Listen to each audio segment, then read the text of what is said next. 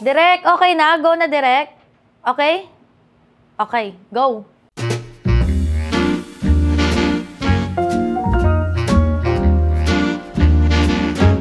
First night namin with Tokyo sa ospital. Sobrang tawang-tawa ko yung clip sa tablet. So guys, sa kasalukuyan, ito po ang aming first day.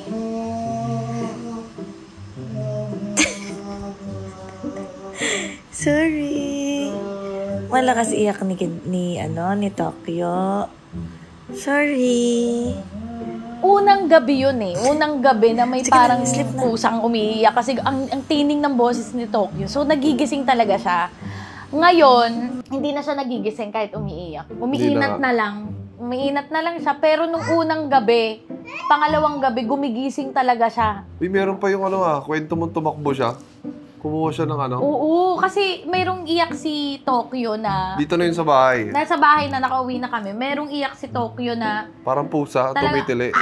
Ganon. Ngayon, first night narinig ni Kidlat yun. Ano siya? Takbo siya. Kuya instinct. Takbo niya pagdating niya. Hindi namin alam saan pumunta. Oo. Ngayon, pagbalik niya sa amin, kasi hindi pa ako makatayo noon, gawa ng masakit pa yung tahi ko. Pagbalik niya, dala na niya yung chupon ni Tokyo. Alam niya kulay pink, tas maliit. Kunin mo yung dede ni Tokyo. Kunin mo, nakinanay ani. Alam na niya, Diyos ko, nakakatawa si Kidlat, no? Yun lang yung adjustment niya. Sumunod na mga araw. Ganyan yung ginawa niya. Ayan, very good! At sa 10 days na nandito kami, walang araw na hindi siya gumigising at hinahanap si Tokyo at niyayakap.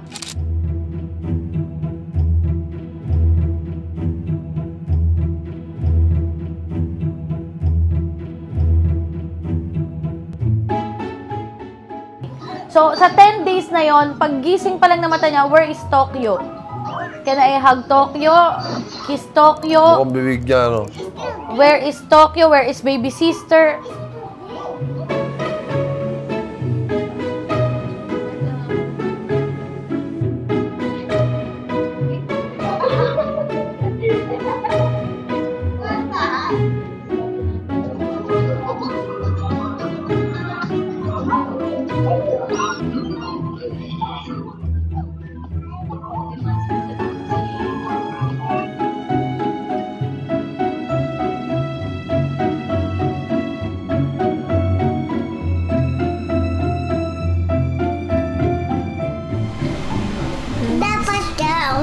Llama la patata.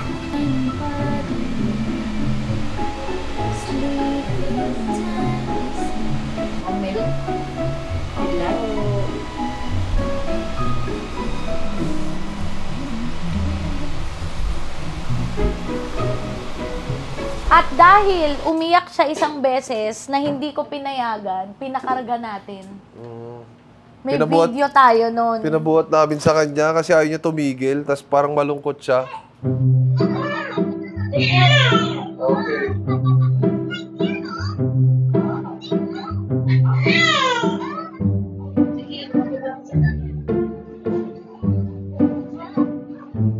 Don't open your mouth. Gano'n siya ng kubo. Close your mouth. So, gano'n mo siya. Gano'n mo. Ganito. Bila baby Tokyo. Maganda si baby Tokyo. Maganda siya. Okay, tingnan natin kay Mami. Okay na, lahat mo na ha. Binabasa namin eh. Kasi parang, unang-una, takot siya sa ospital. Di ba? Oo.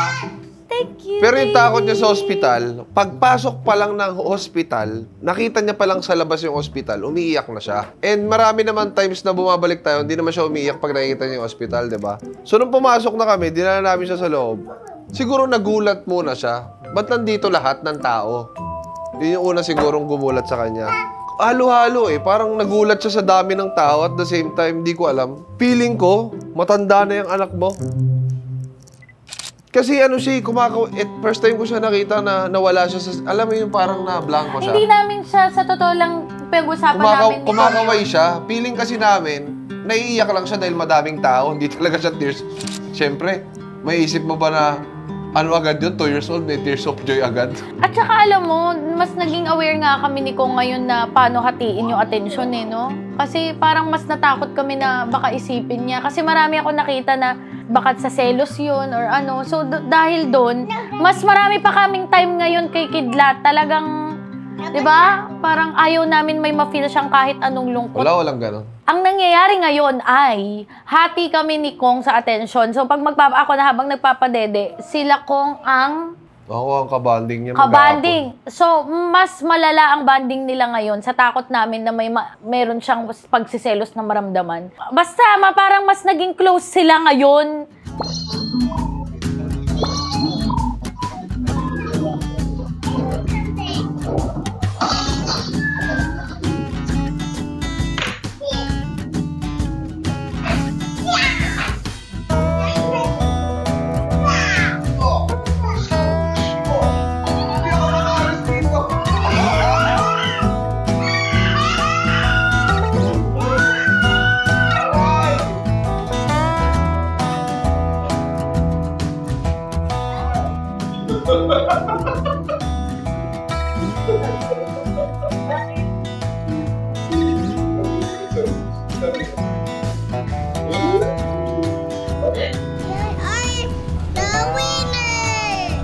Marunong na ito nung nakaraan doy eh. Pumipidal-pidal na to eh. Oh, everyone going there? Apa, kabila. Yan. Kabila.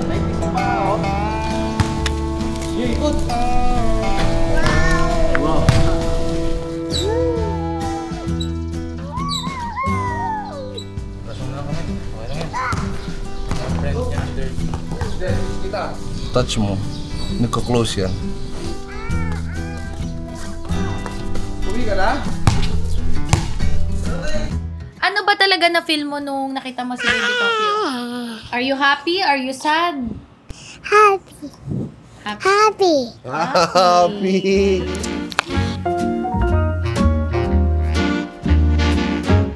Oh, puyat. Puyat na naman kami ngayon. Yeah, walang pinagkaiba. Ako pala, puyat. Puyat ka ba? Oo. Oh, uy, puyat na puyat. Kawawa naman.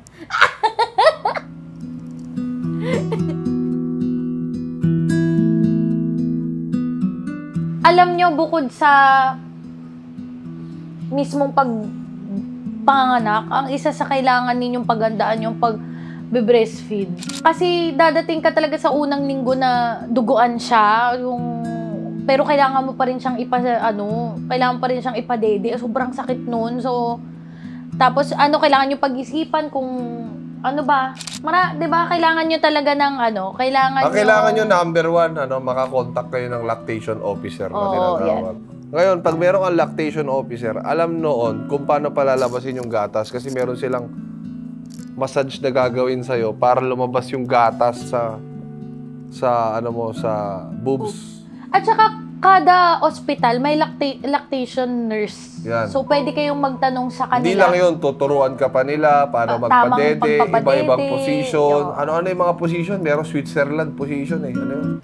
Switzerland. Yung nakahiga, tapos nakasampa rito. Sa football? Ankara Messi, Ankara Messi, Ankara Messi, Ankara Messi, Ankara Messi, Ankara Messi, Ankara Messi, Ankara Messi, Ankara Messi, Ankara Messi. Sabi ni Kong yan sabi ni Kong sa akin, ang mga anak natin, hindi natin yan pagmamayari. Nandito lang tayo para i-guide sila. So kung ano ang gusto nila, sila pa rin ang masusunod, sila ang may final say. Nandito ka para i-guide, hindi para diktahan. Kaya nga hinahanap na namin ngayon yung diba si Kidlat, talagang hinahanap namin ano yung interest niya. Saan siya mahilig, ano yung mga bagay na gusto niya. Para, alam mo, sa sports, mas gusto niya yung soccer kaysa basketball. Hindi ko ipipilit yung basketball. Bawal pa lang pero i-enroll na namin yan ng pagdating niya ng 3 years old. Doon namin nakita na mahilig siyang magsipa-sipa ng bola 2 hours, unlike shoot. Hindi siya mahilig mag-shoot-shoot. Ang gusto niya, nagsisipa-sipa ng bola, no? Oh. So, ganun din ang gagawin namin kay Tokyo. Parang, ipapakilala namin sa kanya yung mga iba't ibang, ballet, or yung iba't ibang mga activity na aalamin na titingnan namin kung ano yung saan siya may interesado hanggat unti-unti namin ileles yung mga hindi siya interesado. Diba? Drawing ba? Drawing. Gusto ba mag-art? Mahilig ba siya sa art? Mahilig ba siya sa... Music ba? Saan ba siya nag-excel? Pakilala mo sa kanya lahat. And yun yung trabaho namin ni Bibis bilang magulang sa kanila. Na ipakita sa kanila yun ng mga pwedeng gawin dito sa mundo para magkaroon ba sila ng balang araw, purpose. Magkaroon sila ng dahilan. Bakit sila dahilan ba't sila gumigising o bumabangon araw-araw? Kasi kailangan yun sa buhay natin, di ba? So, kailangan nilang mahanap yung ganon nila kung bakit sila bumabangon. Meron silang ilo-look forward na bata pa lang sila, napakita mo sa kanila na alam nilang gusto nila. Nung lumaki sila, tuloy-tuloy nilang gusto. Meron ka na-introduce sa kanila na bagay na hanggang pagtanda nila, gusto nilang gawin.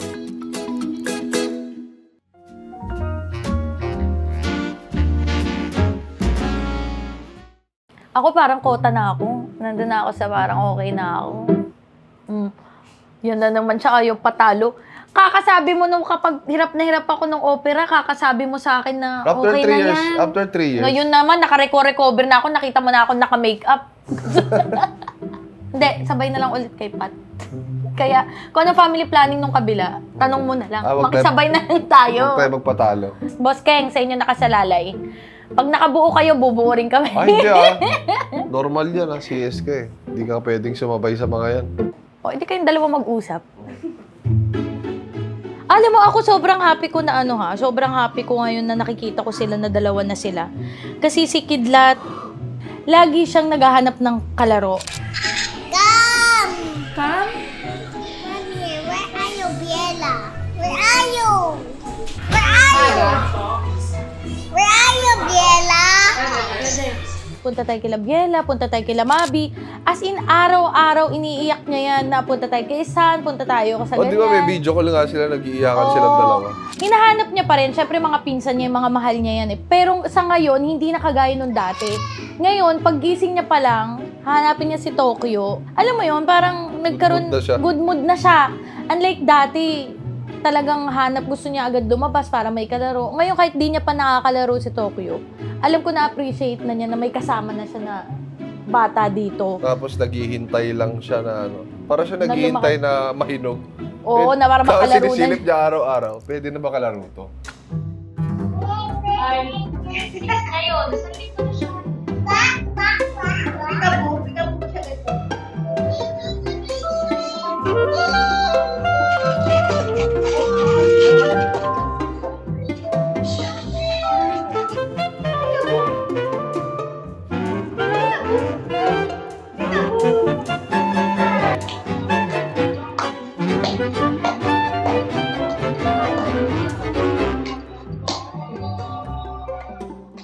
At saka ngayon na nagkaroon ng baby Tokyo. Kasi dati, di ba, sobrang trabaho. So ngayon na nagpapalaki rin ako ng baby, mas lagi rin ako nasa bahay. Kaya feeling ko, masaya rin si Kidlat na ganun na may baby sister ta siya. Kasi parang nakikita niya siguro lagi, dito si Mami 24/7 Walang work. I'm gonna hide, I'm gonna hide, I'm gonna... Nalaro kami nitong PlayStation. Hindi na kami makausad dito sa level na to. Ang lagi naming ipapriority sa ngayon is yung gusto ni Kidlat. Dahil siya nga yung may emosyon na. Si Tokyo naman, ano pa siya, nasa point pa siya ng papadidehin mo lang, papalitan mo ng pampers, di ba?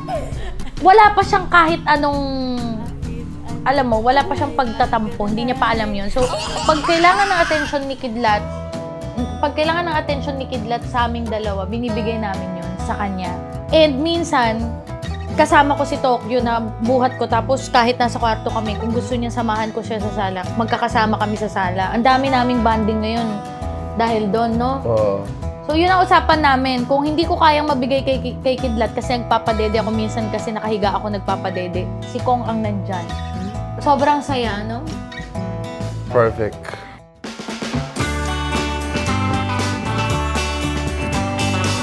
Sa ngayon, banding namin yung pagpapadede ko eh. Uy, kailangan nyo na yung mag-skin to skin kayo ng baby mo. Sobrang yun ang bonding namin ngayon. Pero ang nilulook forward ko syempre, yung parehas kami ng damit, parehas kami nakakulot, parehas kami ng bag, parehas kami ng kulay ng shoes pag aalis. Tapos hindi na lang ako yung hinihintay ni Kong at ni Kidlat. Dalawa na kami kasi ang tagal namin mag-ayos. Yan yung mga nilulook forward ko na ano yung mangyari eh. Ba't kukulutin mo ba agad? Hindi ko na, realis kami, mga 4-5 years old, kulutin ko na yan. Yan. Pero sa ngayon, happy ako sa bonding namin. Ang bonding namin ngayon is pagpabadede ko sa kanya. Ikaw, anong nilulook forward yung bonding nyo ni Tokyo? Wala, madala lang siya sa mga sa mga lugar na mag-e-enjoy sila.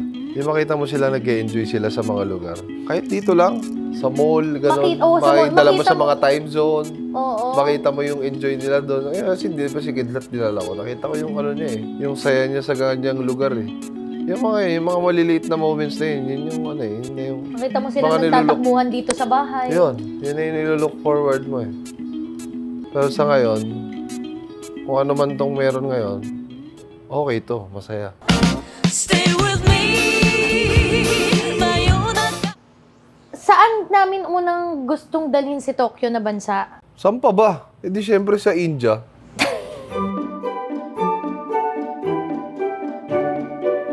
Snow White. Or Little Mermaid. Ibibili kita ng buntot na. Ano, ready ka? Na ano? Bibilang kitang buntot. Mermaid, dapat ba na pinipilit mo mermaid? Eh, Frozen. bakit nga gusto ko? Ikaw nga ang Ikaw ang may nagmilit gusto. ng Spider-Man. Hindi naman ang namimilit, ikaw eh. For entertainment mo pala eh. Mag-mermaid na ako ngayon pala. Kung gusto mo, ikaw.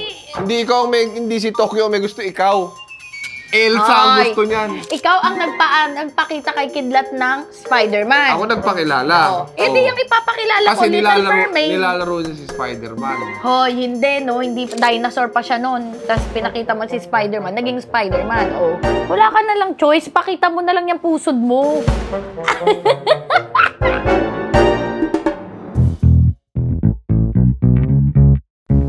Hindi ko masabi. Hindi ko alam. Diyos ko. Ngayon pa lang naman na. First time ko lang kasi po magkaanak eh. Kaya hindi ko pa alam eh. Pero overprotective, hindi. Kasi kay Kidlat, hindi ako... Ako feeling ko oo ah. Kay Kidlat, Hindi ka ako makalabas ng kita overprotective ako kay Kidlat na may lumapit sa kanyang taong may sakit. Kasi, hindi nyo alam kung ano yung pinagdaanan namin sa kanya ng 2 years na buwan-buwan kaming nasa ospital. Kaya pag may trauma kami ni V, pag nakakita ako, nakakarinig ako taong may parang uubo-ubo,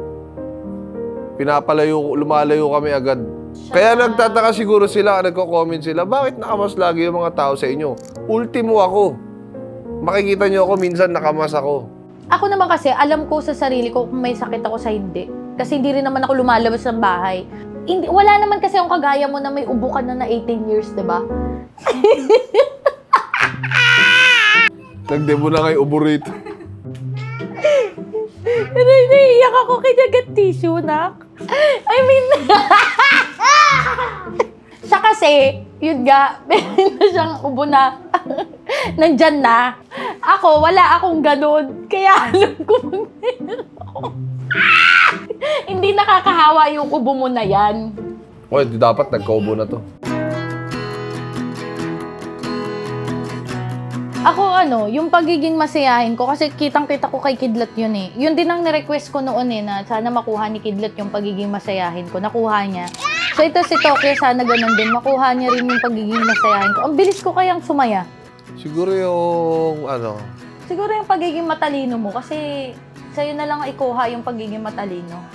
hindi yun. Hindi na ako matalino eh. Madiskarte na lang siguro. Balang araw. Pili ko pares naman sila. Si Kidlat, nakikita ko, madiskarte na siya sa mga bagay-bagay. Alam mo, nakuha ni Kidlat sa'yo yung pagiging funny mo. Yung mga reaction mo, yung mga mo. Feeling ko may ganun din tuloy si Tokyo na mamamana. Nakakatawa kaya si Kidlat. Tapos nakuha niya siguro yun kay Kong. So si Tokyo, feeling ko may ganyan din siyang kapilyuhan eh. Maging malusog lang sila. Wala na akong hihiligin pa kahit ano. Magkasakit na tayong dalawa, wag lang sila. Ako ang tanging hiling ko na lang ngayon, parang binigay na sa akin ng Diyos lahat ng... Masaya na ako sa anong meron kami ni Kong. Ang tanging hiling ko na lang, yung kalusugan ng mga bata, maging okay sila. Yun na lang yung kasiyahan ko ngayon. Yan yung ubo niya 18 years ago pa. Yan din nakakahawa.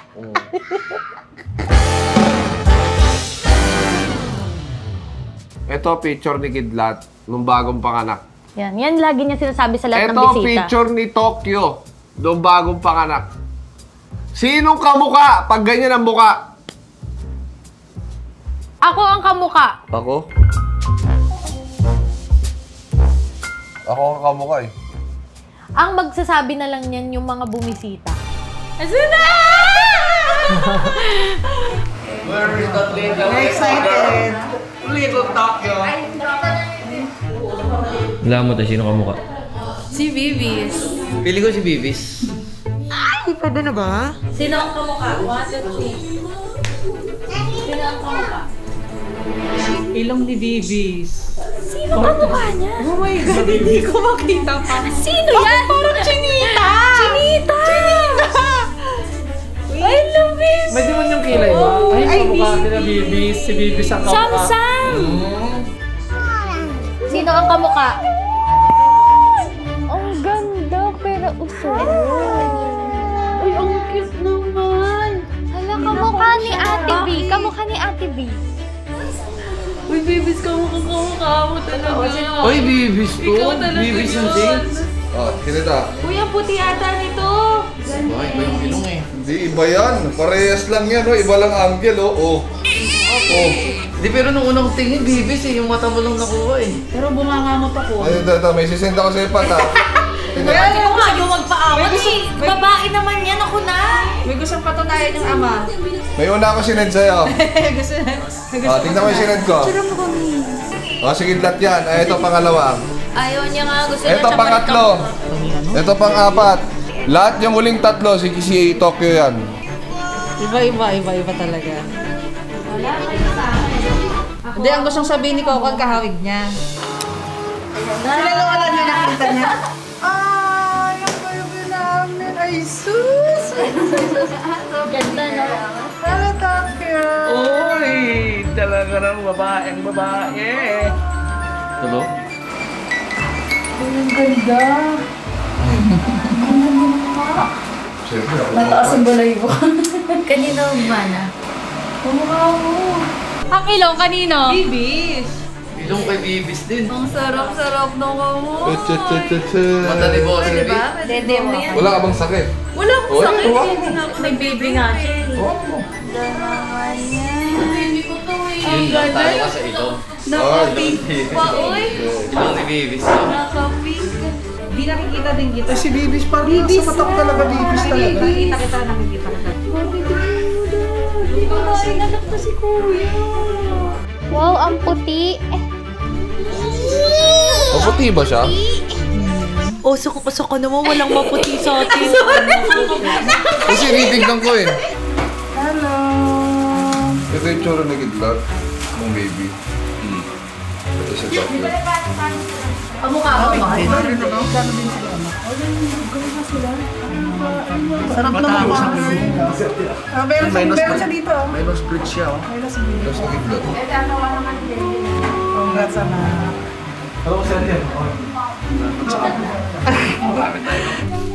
Ay, sus! Oh my God!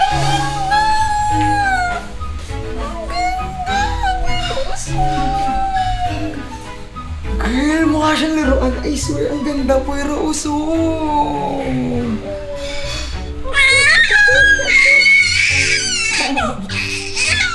Sabi mo yung mga bakla.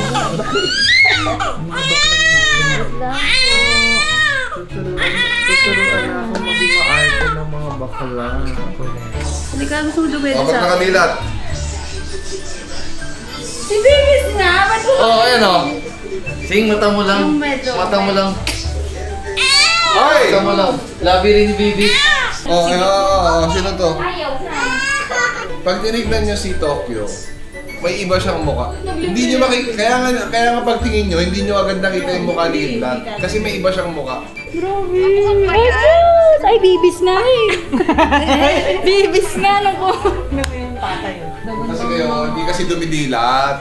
Ang pinakatrabaho lang dito ay pagyabang na medyo hawig ko si Tokyo. Sa lahat. Sa lolo niya, sa lola niya, sa mga tita-tito niya. Yung reaction ko naalala ko. Bakit? Di ba inuugot na ganun? Pag-uugot, pinagupit sa akin. Nilipat na doon sabi. Nung dinadala, sabi ko, ay kamukha ni B.